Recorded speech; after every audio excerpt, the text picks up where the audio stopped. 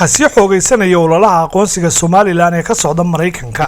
Gudoomiyaha Guddi-hoosaadka Afrika ee aqalka sanadka ee baarlamaanka Mareykanka xildhibaan Ted Cruz oo ka mid ah siyaasiyiinta saameynta ku leh siyaasadda arrimaha dibadda ee dalka Mareykanka ayaa kor u qaaday ololaha uu ku doonayay in maamulka madaxweyne Trump uu ku aqoonsado Somaliland.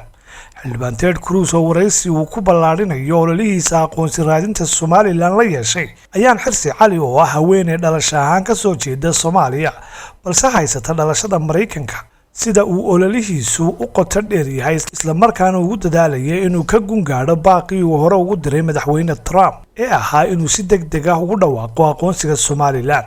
xildhibaan Ted Cruz ayaa waxa uu ayaan Xirsi Cali u soo bandhigay sida ay Somaliland xaq ugu leedahay in loo aqoonsado dal madax bannaan. waxaanu yidhi doodii ugu dambeysay sidaad og tahay waxaan si furan ugu baaqay in Mareykanku uu dowlad madax bannaan u aqoonsado Somaliland si ay u noqoto dowlad gaar ah oo madax bannaan. sidaa awgeed maadaama aad u dhalatay Soomaaliya noo sheeg aragtidaada arrintaas la xidhiidha. I think we should reward Somaliland for what they have achieved.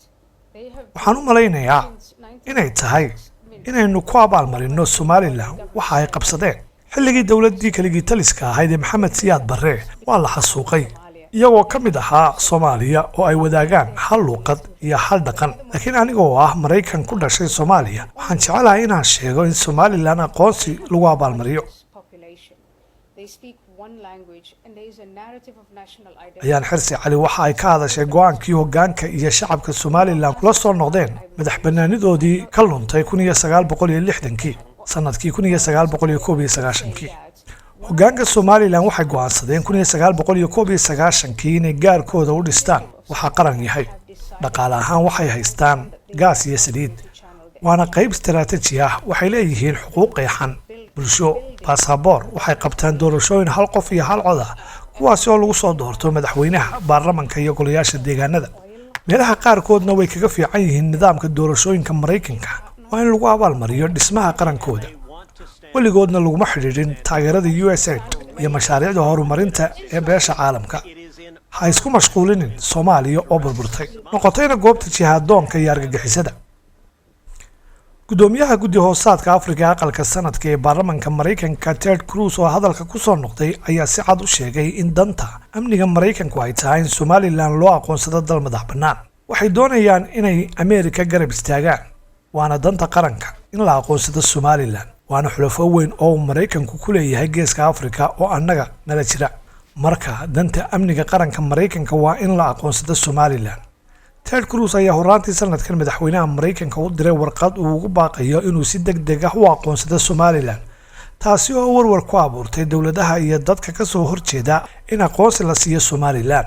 Ted Cruz ayaa dhawaaqiisu saameyn ka leeyahay gudaha Mareykanka maadaama uu Trump kula tartamay musharaxnimada madaxweynaha ee gudaha xisbiga Jamhuuriga. haddaba dhinaca kale ayaan Xirsi ayaa horaantii bishani Sebtembar ee sanadkan 2025 maqaal dheer ka qortay xaqa ay Jamhuuriyadda Somaliland u leedahay in madaxweyne Trump iyo dowladaha kale ee caalamkuba aqoonsi u fidiyaan. ayaan Xirsi ayaa warbixintaasi ay kaga faallootay Somaliland iyo farqiga u dhexeeya Soomaaliya oo hore halkan Arabsiya News aan idinka soo gudbinay.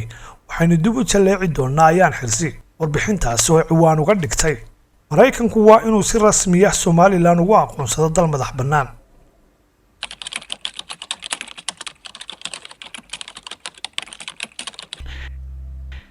ilaahay fadligiisa waxaa layga saaray mugdigii Soomaaliya waxaana la ii saaray iftiinka xorriyadda markii aan noqday muwaadin Mareykan ah. waxaan sidaasi sameeyay anigoo si sax u garanaya waxa ay ka dhigan tahay taasi. waxa aan fahmay in ka tanaasulidda dhalashadu aanay ahayn baasaboor bedelasho balse ay tahay ballan adag oo ah in aan ku noolaado mabaadi'da uu dalkayga cusub ku dadaalayo inuu ilaaliyo. marka la ii weydiiyo meesha aan ka imid waxaan ku jawaabaa si aan gabasho lahayn Ameerika. naguma qeexin meesha aan ka bilownay nolosha laakiin waxa aan doorannay in aan ka tirsanaado. sidaa awgeed arrinta Somaliland ee Mareykan ahaan looga hadlay waxaan leeyahay Senator Ted Cruz wuu ku saxsan yahay arrinta Somaliland marka uu ku baaqaya aqoonsiga Mareykanka. uma socdo niyad jab ama dareen waxa uu sheegayaa xaqiiqo jirta. 34 sano ayay Somaliland ismaamuleysay waxay qabataa doorashooyin wax ku ool ah waxayna ilaalisaa xuduudaheeda waxay ururisaa cashuuro waxay bixisaa adeegyo waxaanay soo saartaa fiisaha baasaboorada adduunka oo dhan laga isticmaalo marka la eego qarannimada Somaliland waa qaran waxa ka maqan sharci ma aha ee waa qirin waqtigii ixtiraafkuna waa hadda ayaan oo qoraalkeedu dheer yahay waxay si gaar ah isku dul taagtay waayo aragnimo nololeed oo ay ka dhaxashay xaaladii ay ku sugnayd xilligii uu Soomaaliya xukumayay taliskii Maxamed Siyaad Barre iyo dhibaatooyinkii la gaarsiiyay qoyskeeda ka hor intii aanay halkaasi ka cararin waxayna tiri qoyskaygu waxay ka soo carareen Soomaaliya markii Siyaad Barre bilaabay inuu silciyo taageerayaasha dimuqraadiyadda oo aabahayna uu ka mid ahaa waxa uu gacan ka geystay dhismaha jabhadda dimuqraadiga ee badbaadada Soomaaliyeed isagoo oo ku baaqaya in lagu soo noqdo dowladii baarlamaanka kadib afgambigii Siyaad Barre ee 1969 caqabadahaas awgeed Siyaad Barre wuxuu xidhay isaga oo qoyskayga ku xukumay dil waan cararnay sababtoo ah inaan joogno waxay ahayd in la dilo Siyaad Barre kaliya ma xukumin Soomaaliya waanu burburiyay tani ma ahayn ku tagrifal xukun laakiin Maxamed Siyaad Barre wuxuu jeexjeexay dastuurkii wuxuu kala diray baarlamaankii wuxuuna mamnuucay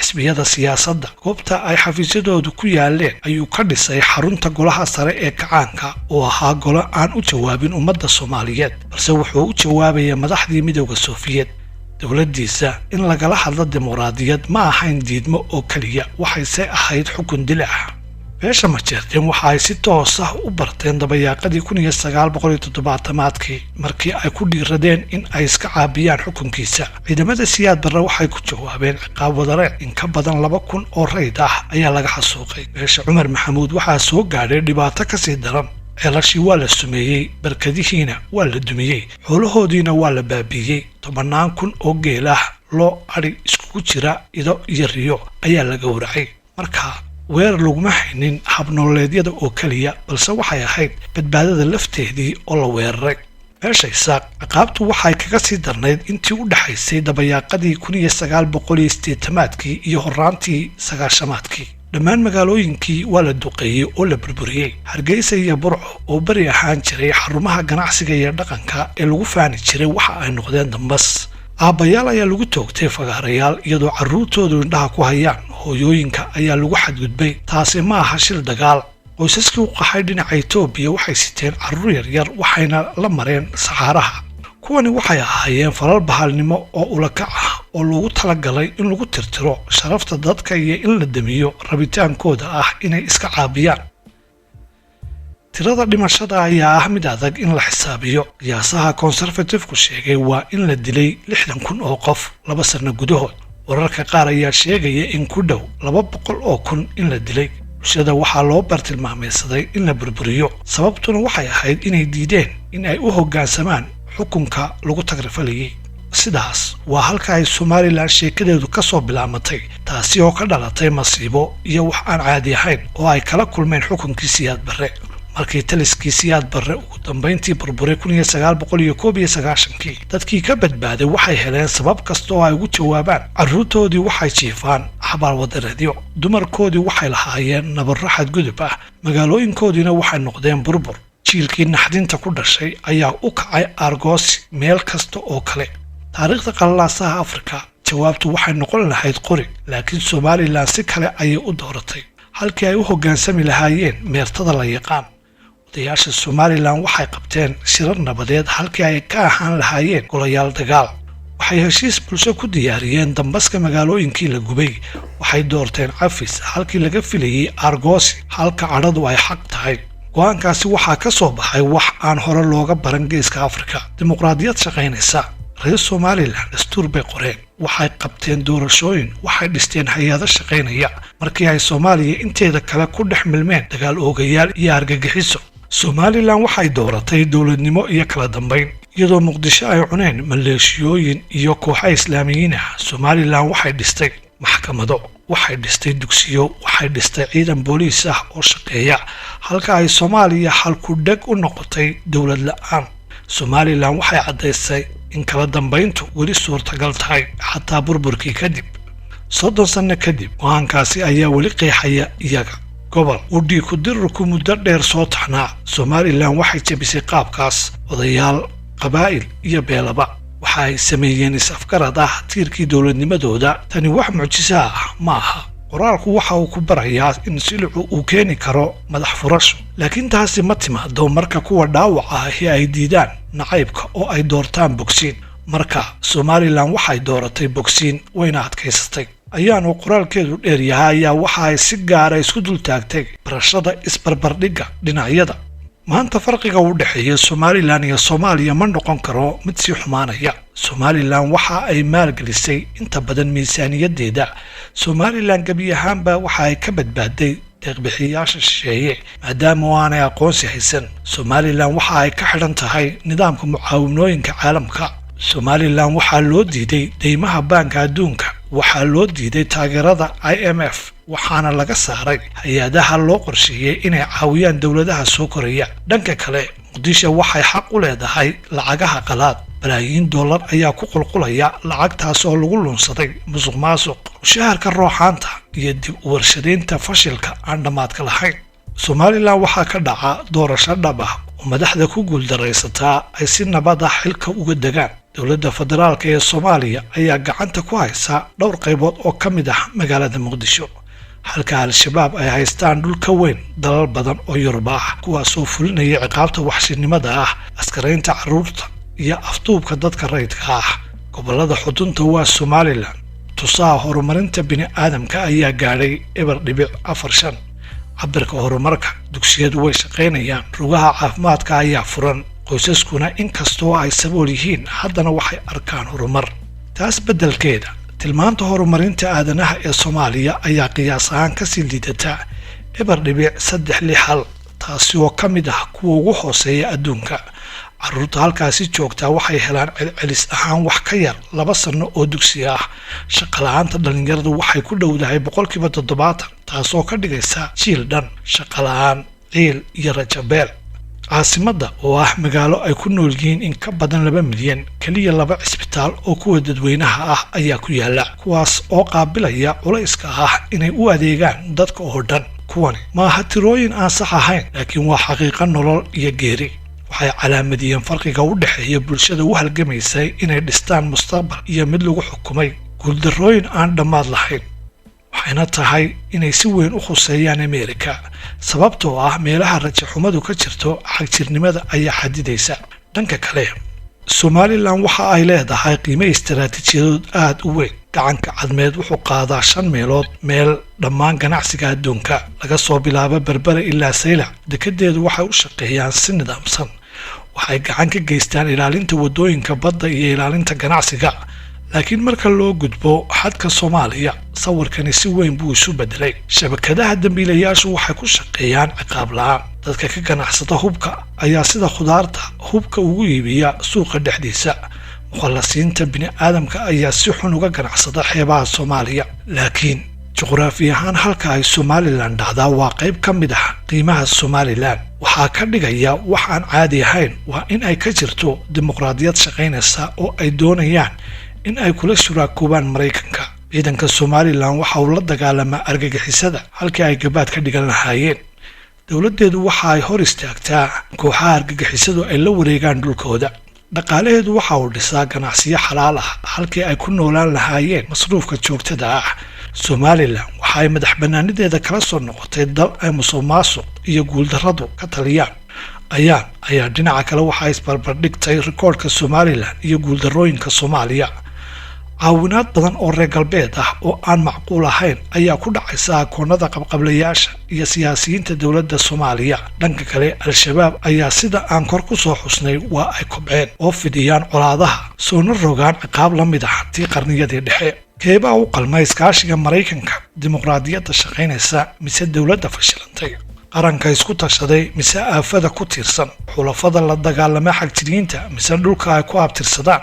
jawaabtu waa caddahay, laakiin Washington waxay dooratay midda khaldan muddo dheer, taasi oo ah siyaasadda hal Soomaaliya. Maraykanku doonis ma leeyahay ayay isweydiisay ayaan mar kale. Beijing si kasta ha ahaatee waxa ay soo saartay gunaanad saxa. Shiinuhu waxa uu aqoonsan yahay muhiimadda Somalilan xataa marka uu Maraykanku meel fog ka eego. waxay Hargeysa ku ciqaabtay inay ku dhiiratay inay Taiwan aqoonsato daymo iyo diblomaasiyad ay u adeegsanaysaa dagaalka Somaliland.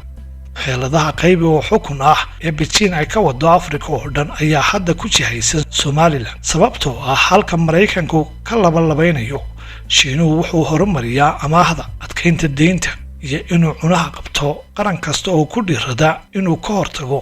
laakiin hore ayaanu u aragnay filimkan waxaanu ognahay sida ay ku dhamaato. Soomaaliya mar waxay noqotay wakiilka midowga Sofiyeedka oo hub iyo fikirba ku soo butaaciyay ilaa ay dawladnimadii lafteedu burburtay. hadda Beijing waxa ay doonaysaa in ay wado ciyaartaasi la mid ah. farqiga u dhaxeeya ayaa ah in Shiinuhu uu ka fikiro 10 sano halka Mareykanku uu ka fikirayo wareegyada wararka. taasi waa sida ay awoodaha waaweyn u lumiyaan gobolada istiraatiijiga ah. saamaynta Shiinuhu weligiis ma aha ganacsi oo kaliya, waxay ku saabsan tahay xakamaynta. xisbiga shuuciga wuxuu haystaa cadaadis dhaqaale iyo go'doon diblomaasiyadeed oo aan naxariis lahayn. in Somaliland laga tago hadda waxay noqonaysaa in taariikhda dib loo celiyo iyadoo Beijing loo gacan gelinayo mid ka mid ah marinada ugu muhiimsan adduunka.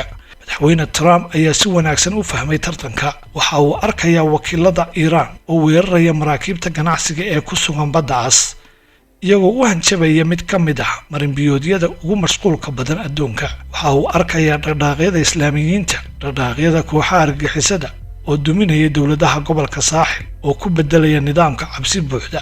waxa uu arkayaa in Beijing ay ka faa'iideysanayso meel kasta oo uu ka tago Mareykanku. waxay fulinayaan dhisidda dekedaha, xiriirinta macdanta iyo adkaynta silsiladaha sahayda caalamiga ah. khatarahan sii kordhaya ayaa dib u qaabeynaya dheelitirka awoodda aragtida cad. loogama jawaabi karo qaraarada qaramada midoobay war-saxaafadeedyo ama bandhigyo xilliyo ah oo cambaarayn ah.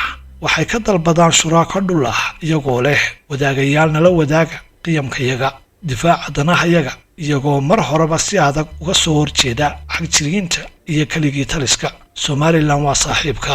Somaliland baarlamankeeda ayaa martigeliyey mucaarad dhab ah halkaas oo madaxda lagu xujeeyo laguna dhaleeceeyo kuwaasi oo haddana u adkaysta. maxkamadaheeda waxa ay dhowraan sharciga halkii ay ka ahaan lahaayeen xeer qabiil. kuwani waa doorashooyin ula kac ah oo ay sameeyeen dadkii lahaa dhismaha Somaliland kadib burburkii. qayb ahaan Somaliland waxa ay ka dhaxashay gumaysigii Ingiriiska. ixtiraamka shaqaalaha dawladda, hufnaanta shacabka iyo dhaqanka golayaasha wakiilada. Somaliland waxay la tacaalaysaa dhibaatooyin badan. dumarku waxay la kulmaan caqabado. dadka laga tirada badan yahay ayaa weli ah kuwa nugul. gudniinka fircooniga ahna wuu sii socdaa. laakiin arrimahaasi waxaa ka hortagaya hay-adaha ay Somaliland dhistay oo saxaya. laakiin Muqdisho foodada ka jirta haba yaraatee wax fursad ah ma haystaan. horumarku wuxuu u baahan yahay hay-ado xasiloon. dib u habayntu waxay u baahan tahay maamul sharci ah. rajaduna waxay u baahan tahay suuragalnimada isbeddel. Somaliland way bixisaa saddexdaba. ballanqaadkeeda dhaqaale ma aha mid aad u muuqda. ciidda hoosteeda waxaa ku jira kayd shidaal oo wax ka bedeli kara mustaqbalka gobolka. xuquuqda hantida waa la dhowraa. waxbarashada habluhu way ballaadhan tahay. maalgashadayaashu waxay Somaliland ka heli karaan wax aan macquul ka ahayn meelo kale oo geeska Afrika ah, kaasi oo ah deegaan nabdoon oo xasiloon. aqoonsigu ma aha kaliya la dagaalanka argagixisada. waxa ay ku saabsan tahay waxa uu Mareykanku sheeganayo inuu u taagan yahay. ma taageernaa dimuqraadiyadda shaqaynaysa mise waxa aynu ku dheganaanaa dhalanteedka fashilmay ee Soomaaliya? iscilqaan ma abaalmarinaa mise musuqmaasuqa ayaynu kaabnaa? miyaynu dib u celinaa la howlgalayaasha wadaagga mabaadiida mise waxaynu uga tagnaa qasbidda Beijing? xaqiiqadu waa mid cad. waxa aynu goosannaa waxa aynu beeranno. Somaliland waxa ay beeratay dimuqraadiyad, nidaam iyo wada shaqayn waarta oo ay la yeelato galbeedka. waxay mudan tahay in la helo sharciyad, ixtiraam waara iyo mowqif sugan qurumaha dhexdooda ah. anigoo carruur ah ayaan ka soo tegay Soomaaliya anigoo geedi ah oo laga soo raray dhul rajada laga doonayo. socdaalkii aan dhalashada ku raadinayay waxa aan ku soo maray dalal badan. noqoshadayda Mareykanku waxay ahayd bayaan dhab ah ama mid ka mid ah daacadnimada, xukunka iyo isku duubnida reer galbeedka. ma saxdo murugada dhibaatada Soomaaliya, laakiin go'aankaygu waa inaan guul u arko halka ay guusha suuragalka ka tahay. guushuna way u suurtoobaysaa Somaliland. Senator Cruz si cad ayuu u arkaa guusha Somaliland. Somaliland ma raadinaysa deeqo. waxa ay Mareykanka u soo bandhigaysaa gacanteeda iskaashiga. dadkeedu waxay dhowreen ballanqaadkoodii 34 sano. hadda waa markii Ameerika. doorashadu way caddahay waxaa la gaadhay wakhtigii somalilan lagu daaweyn lahaa sida ay hadda tahay oo ah dowlad shaqaysa oo kasbatay maqaamka ay ku leedahay ummadda dhexdooda laakiin taasi ma dhici doonto ilaa dalka ugu weyn dunidu uu helo geesinimo uu taa ku qiro oo uu aqoonsado somalilan maraykan ahaan waxaan leeyahay senator ted cruz uu ku saxan yahay arrinta somalilan marka uu ku baaqayo in maraykanku aqoonsado kuma socdo niyadjab ama dareen wuxuu sheegayaa xaqiiqo jirta ayay ku soo gabagabaysay ayaan xirsi